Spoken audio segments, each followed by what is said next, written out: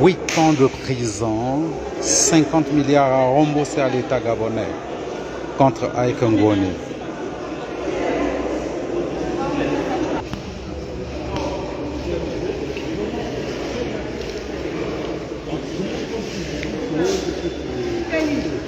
Bon, maître, c'est fini, hein? Vous avez gagné? Quelle est votre réaction? Premier mot après cette audience. Quand je ne comprends pas, pourquoi c'est moi que tu attends chaque fois pour venir te parler? Comment ça va pas venir? Pourquoi c'est moi que tu attends? Pourquoi tu m'attends chaque fois pour te parler? Pourquoi? Martin, il n'y a pas un mot aujourd'hui? Pas. Oui. Vous avez plaidé, le ministère public a requis 15 ans de prison contre votre client. Finalement, il a été condamné à 8 ans. Votre réaction, maître? Déçu. Le seul mot. Complètement déçu. Parce que le ministère public n'a pas rapporté la preuve de ces allégations. Je suis désolée. Mais vous savez, on a peut-être perdu la bataille, mais pas la guerre. On continue à clamer notre innocence. Donc on va faire tout notre possible pour continuer à la clamer, la défendre. Parce qu'il y va aussi de la dignité de mon client. Ou Sandy, parce que je défendais les deux, je défends. Aïe, et je défends. Sandy, 5 ans avec souci. Pour moi, ce n'est pas une victoire. Elle est à demi-teinte. Donc pour moi, la lutte continue. Vous allez vous pourvoir en cassation? On verra ça dans les jours qui vont suivre. On le constate avec mon client. Merci.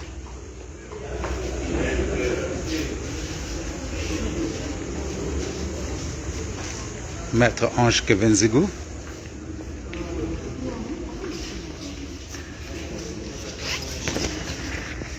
Ah oui. Pardon. C'est le lien, ça. J'ai commencé. Silence radio. Allô, Alpen? Vous êtes prêts? Tout le monde est prêt? Maître, la décision est tombée. Votre premier commentaire? Commentaire sur quoi? La décision qui est d'être rendue? Vous êtes satisfait? Je ne peux pas être satisfait d'une décision qui, de mon point de vue, ne rend pas compte à la fois de la réalité des faits, à la fois de la réalité juridique, parce que comme vous le savez, nous l'avons expliqué, personne n'a été capable aujourd'hui de démontrer que les fonds qui ont été mis à la charge de mon client sont des fonds publics. Nous l'avons dit, c'est des fonds qui relèvent exclusivement du compte du président de la République. Donc du coup, si les fonds du président de la République, qui sont des fonds personnels, ont été mis à contribution pour des charges qui sont politiques et relatives aux actions du président de la République, on ne peut pas prendre ses collaborateurs pour détournement des fonds qui sont des fonds spécifiquement privés. Donc, quel commentaire je peux faire de ce que la justice soit à côté de la réalité des faits? 5 milliards à retourner, à payer à l'État. Est-ce que c'est pas trop ou c'est mérité? Vous avez été avec nous à l'audience. Les 5 milliards, ils sortent d'où? On a fait un calcul simple, comme nous l'a suggéré le procureur général. On a fait un calcul relatif aux 150 millions minimum qu'on puisse avoir dans le cadre de la communication présidentielle. Et quand vous les multipliez par 24, ça donne 3 milliards 600 millions. Donc, sauf si on est nul en maths, ou sauf si on a des difficultés à faire de l'arithmétique basique, mais rien ne justifie qu'on arrive à 5 milliards. Le ministère public réclamait 15 ans de réclusion criminelle. Finalement, la Cour a requis 8. C'est une petite victoire, non? Sinon une victoire. Non, c'est ni une victoire ni un échec. C'est juste la réalité que, en réalité, ces gens-là, ce monsieur Aïk Ngoni méritait purement et simplement l'acquittement. Et comme on a été incapable d'aller au niveau de la réalité, au niveau de la vérité, au niveau de la justice, parce que ce monsieur bénéficiait d'une justice qui nécessitait purement et simplement un acquittement. J'ai envie de dire, vous avez été tous comme moi à cette audience, vous avez vécu les mêmes faits que moi depuis hier, et personne d'entre vous n'est capable de dire aujourd'hui que ce monsieur méritait une quelconque condamnation. Donc lui, 8 ans, excusez-moi, c'est parce qu'il a été demandé par le procureur 15 ans, et qu'on arrive à 8 ans, qu'on se dise, ah oui, peut-être que la justice. Non. C'est un déni profond de la justice de mon pays. Et j'ai envie de dire, j'ai honte de la justice de mon pays. Est-ce que vous allez vous pourvoir en cassation? Vous avez 5 jours selon la décision. Vous savez, moi je suis avocat. Et en tant qu'avocat, en fait, je suis mandataire de la décision que prendra mon client. Il n'existe aucun doute dans mon esprit que mon client voudra qu'on aille en cassation, qu'on fasse un pourvoi, pour que, enfin, peut-être que la justice se dise dans le pays.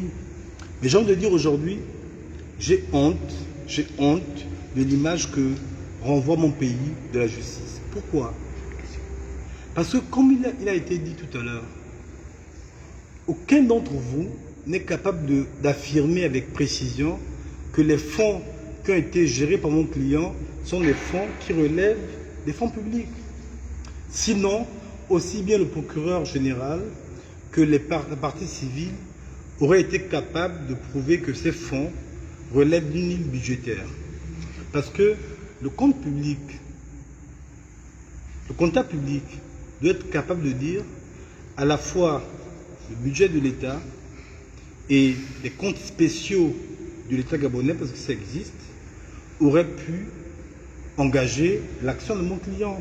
Or, personne n'a été capable de vous dire aujourd'hui qu'un franc qui soit sorti de l'exercice et de l'activité de mon client a été du fait soit du budget de l'État, soit des comptes spéciaux de l'État.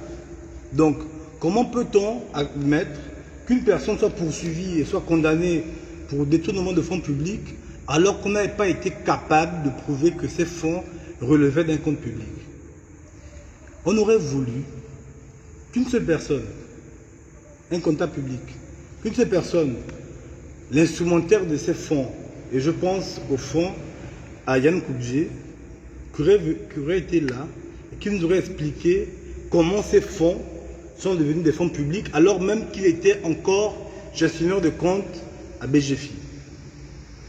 Je l'ai dit tout à l'heure, il y a une décision de la Cour des comptes, un avis de la Cour des comptes qui établit le fait qu'aucun compte public ne peut se trouver dans une banque privée.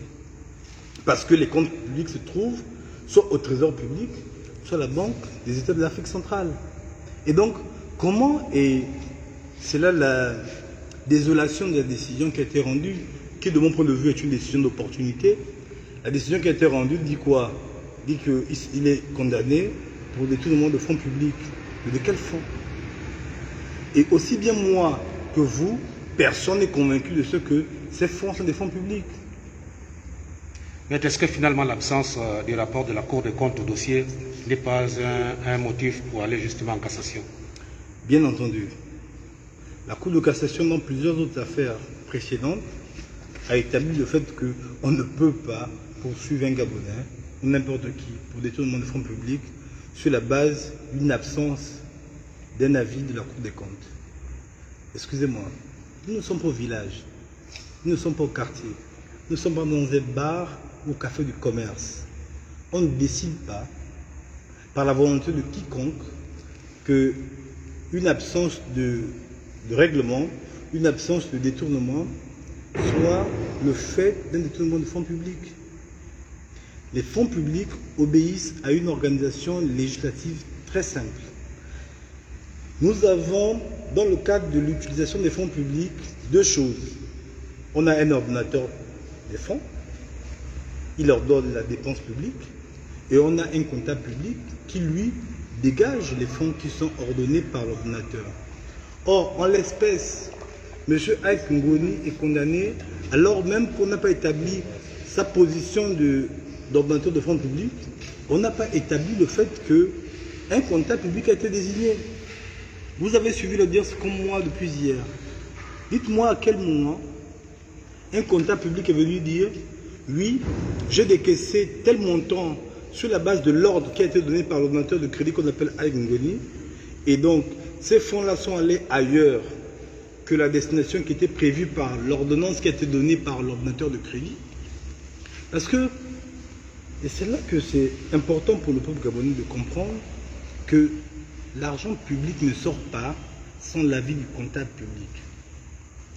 Et un comptable public ne peut agir que s'il y a une ordonnance de l'ordonnateur de crédit.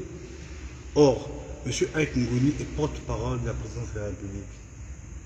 J'ai envie de dire, qui peut croire de manière sérieuse, responsable et objective qu'un porte-parole soit ordonnateur de crédit?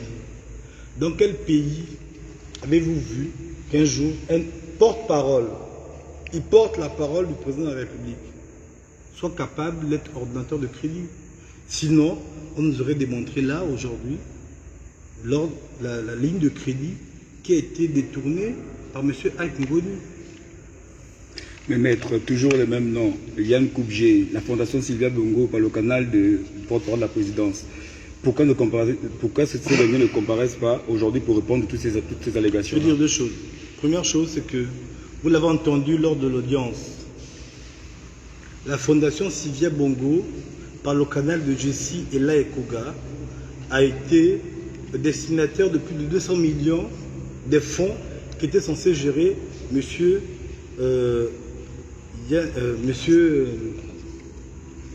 Ngoni, Ike Ngoni. Or, depuis le début de cette session criminelle, M. Yann Koubje est le seul qu'on n'a jamais entendu. Parce que d'une part, il est gestionnaire du compte privé d'Ali Bongo Ondimba. Pour ces faits, il aurait dû venir nous expliquer comment les fonds qu'il gérait pour le compte d'Ali Bongo Ondimba ont été versés dans l'espace public. M. Yann Koubje aurait pu venir nous expliquer qu'en réalité, les fonds qu'il gérait ont été détournés parce qu'il a été corrompu dans la gestion de ses comptes.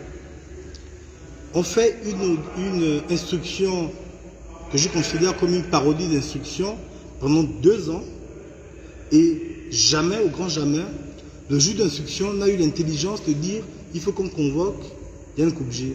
Parce qu'au fond, c'est lui qui est à la fois, à l'époque, gestionnaire des comptes que nous disons être le compte d'Ali Bongo et qui a été, depuis le 13 juin 2019, directeur général de la comptabilité publique et du Trésor. Donc, en réalité, son audition est une audition capitale pour définir si oui ou non il y a eu des détournements. Or, c'est la seule personne qui, en République gabonaise, est interdite d'audition et d'interrogatoire. Mais maître, l'infraction de blanchiment de capitaux, est-ce que M. Ike Ngoni était conscient du fait du caractère illicite des fonds qu'il avait reçus? Vous avez entendu comme moi l'interrogatoire à la barre de M. Ike Ngoni.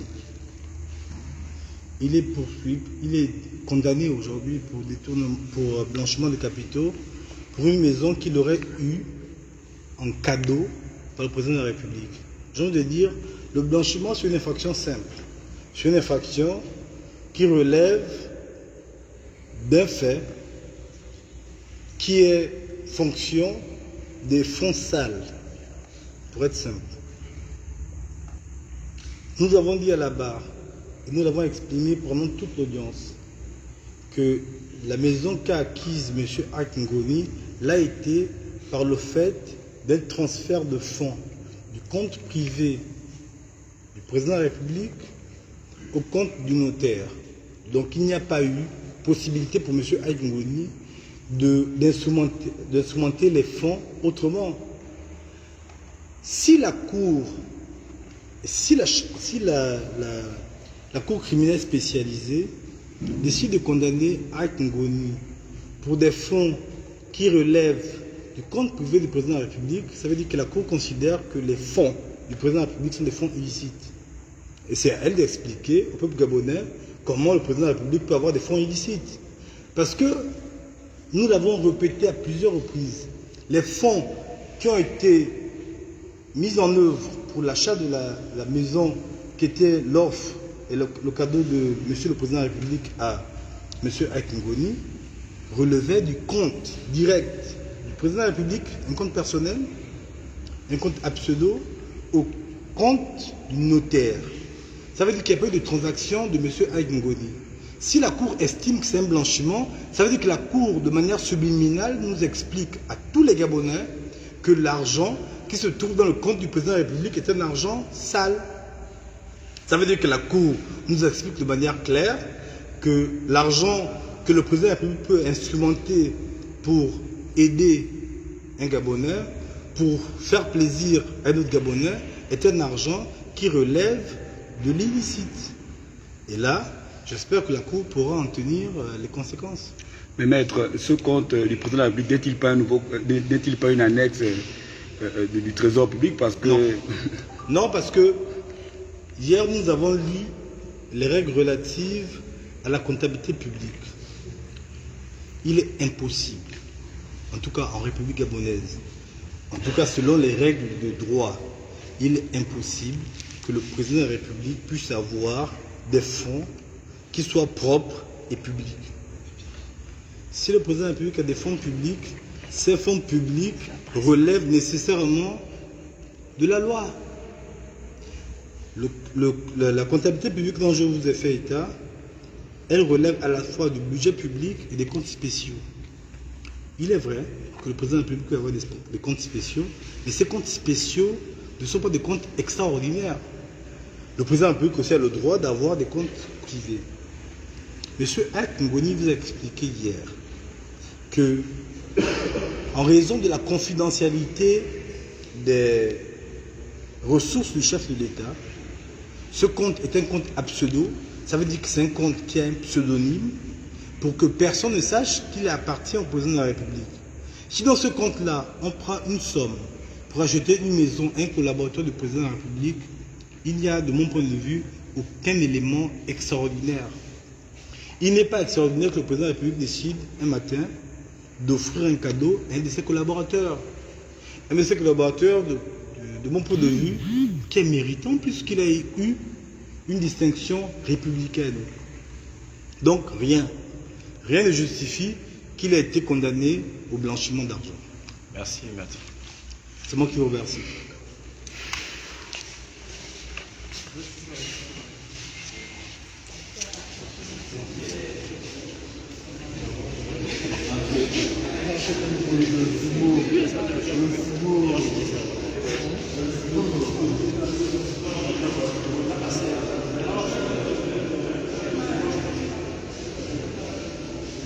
C'est terminé. Merci d'avoir été nombreux. Merci d'avoir partagé.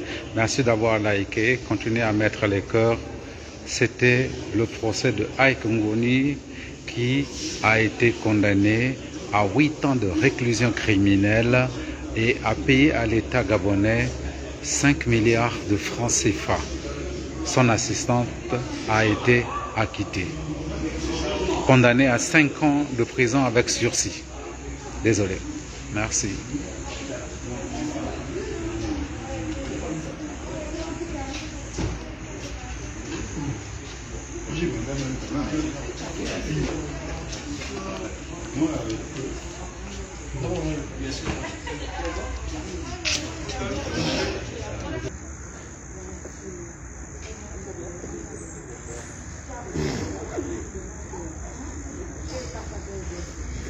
Gabon Actu a participé à l'histoire. Merci beaucoup et à très bientôt. Au revoir.